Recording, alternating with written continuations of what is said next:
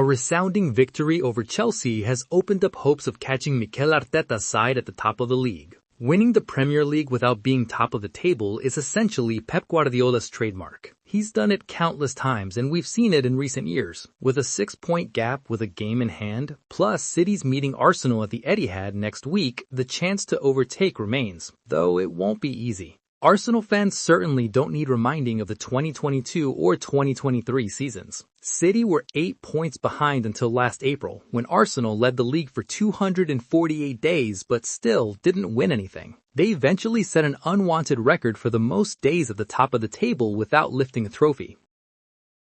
Now, it seems Guardiola has timed things perfectly again. The team feels sharper, the rotation looks fresher, and the players are peaking at just the right moment. Manchester City's attack is now direct, aggressive, and utterly ruthless. This is no longer a game of slow, aimless build-up play. It's sharp, vertical, and deadly. City have rediscovered their sharpness, even though Erling Haaland hasn't scored a single goal. After being eliminated from the Champions League, their focus is now solely on domestic competition. Furthermore, the partnership between Haaland and Serki has turned him into a potent weapon for Guardiola. He moves inside to control play, and when he shoots from distance, you can only expect the net to tremble.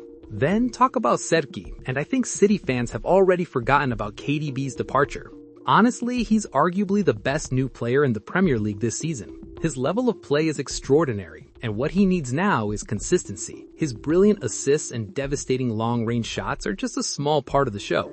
In fact, his through balls sometimes go unnoticed. He plays like a park but with elite tempo. But if City have one weapon they'll unleash to the full in this title race, it's Erling Haaland, the best number 9 in the world. Yes, he's had periods where his goal-scoring numbers have dwindled, but I'm convinced his goal-scoring isn't due to fitness or Pep's tactics. In a title race, fans will want the Norwegian Giants to be sharp again, because once they start playing well, all 3 points are guaranteed. Then there's Jeremy Doku, back from injury. He's arguably the most explosive dribbler in the league, creating chaos and destroying opponents one-on-one. Then there's the new gem, Antoine Semenyo, who makes unpredictable runs when needed. He does it all: incredible physique, a selfless work ethic, and a keen instinct for the second ball. He's already scored in 3 different competitions and looks like a perfect fit with City's attacking play. His tally of 8 goals and 3 assists since joining City is a remarkable achievement.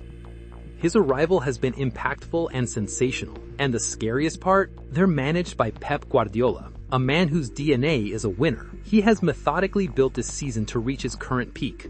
Pep has focused on player quality above all else. He has adapted to the squad at his disposal. Now, with Antoine Semenyo as his only natural starting wide player, he has tweaked the system to make his players feel comfortable, and that's what sets him apart. So many managers are sacked because they refuse to let go of their tactical egos. Pep Guardiola has maintained his principles, but he's adjusted the structure around his players. In 2026, he still believes in dominating possession, pressing opponents, and breaking through tight defenses, just as he did for 20 years as a manager. But to get the best results from his squad, he adjusts the details and reinvents his team time and time again. People say young managers play like Pep, but Pep's own teams don't even play the same way year after year. What never changes is his mindset, his beliefs, his obsession with control. And it's not just about attack. The way he uses midfielders at fullback like Nico O'Reilly and Mateus Nunes rotating inside has been brilliant in building attacks and transitions. Nico, in particular, is starting to show his sharpness, and that means a lot to Pep Guardiola. That's a brief overview of Manchester City's chances of winning the Premier League as we've discussed together. If you have a differing opinion or simply want to share your support, please leave a comment below. Thank you for watching, and we look forward to your review.